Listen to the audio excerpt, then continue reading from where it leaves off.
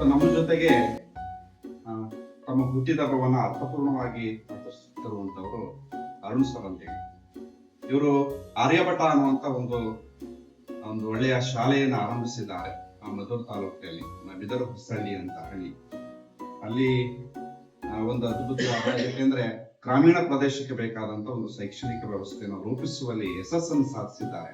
ಯಾಕಂದ್ರೆ ನೀವು ಎಲ್ಲೇ ಹೋಗಿ ಕೇಳಿದ್ರು ಆ ಭಾಗದಲ್ಲಿ ಕೇಳಿದ್ರೆ ಒಂದು ಉತ್ತಮ ಶಾಲೆ ಯಾವುದು ಅಂತಂದ್ರೆ ಆರ್ಯಭಟ ಅಂತ ಹೆಸರು ಕೇಳ್ತಾರೆ. ಆ ಮಟ್ಟಿಗೆ ಒಂದು ಶಾಲೆಯನ್ನು ಆರಂಭಿಸಿದ್ದಾರೆ.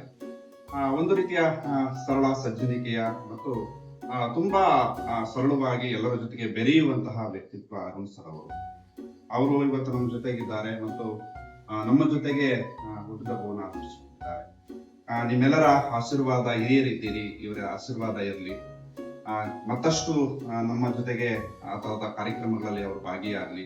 ಮತ್ತು ವಿಶೇಷವಾಗಿ ಮಂಡ್ಯ ಅಂತಂದಾಗ ಶೈಕ್ಷಣಿಕ ಇದಕ್ಕೆ ಬಂದ್ರೆ, ಶಾಲೆಗಳಿಗೆ ಬಂದ್ರೆ, ಶಾಲೆ ಕಾಲೇಜು ಪದ್ಧತಿ ಮುಂದೆ ಮಾದೇಗೌಡರು ಮತ್ತು ಶಂಕರೇಗೌಡರು ನಿಲ್ತಾರೆ. ಅವರ ಸಾಲಿನಲ್ಲಿ ಇವರು ಕೂಡ ಮುಂದಿನ ದಿನಗಳಲ್ಲಿ ನಿಲ್ಲಿ ಕೇವಲ ಅದೇ ಭಾಗಕ್ಕೆ ಮಾತ್ರ ಸೀಮಿತವಾಗದೆ ಇಡೀ ಜಿಲ್ಲೆಯಂತೆ ಅವರ ಶಾಲೆಗಳು ಆರಂಭಿಸಲಿ ಅಂತ ಅವರ ಹುಟ್ಟಿದ ಹಬ್ಬವನ್ನ ಅವರ ಶ್ರೀಮತಿಯವರಿದ್ದಾರೆ ಮತ್ತು ಅವರ ಸುಪುತ್ರ ಇದ್ದಾರೆ, ಅವರ ಜೊತೆಗೆ ಸೇರ್ಕೊಂಡು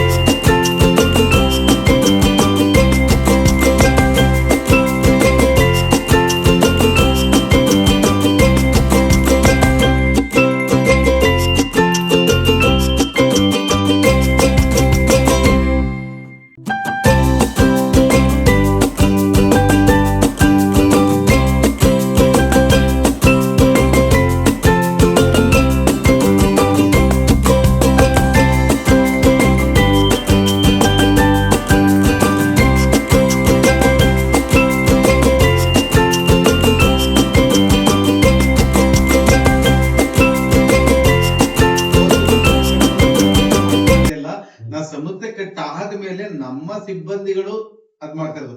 ನಾವ್ ಮನೇಲಿ ಕೇಕ್ ಕಟ್ ಮಾಡಲ್ಲ, ನಾವು ಸಿಂಪಲ್ ಆಗಿರ್ಬೇಕು ಅಂತ ಬಯಸೋದು. ಇವತ್ತು ಇವ್ರ ಪ್ರೀತಿಗೆ ನಾನು ತಲೆ ಬಾಗ್ಬೇಕಾಗ್ತು, ಕಾಯಿಸ್ಬಿಟ್ಟೆ ಪಾಪ. ಅಲ್ಲೂ 130 ಜನ ಸ್ಟಾಫ್ ಇದ್ದಾರೆ ಸರ್. ಆರ್ಯಭಟ ಇಂಟರ್ನ್ಯಾಷನಲ್ ಸ್ಕೂಲ್ 9ನೇ ಮೈಲಿ ಇತ್ತಲ್ಲ ಅಲ್ಲಿ ಒಳಗಡೆ.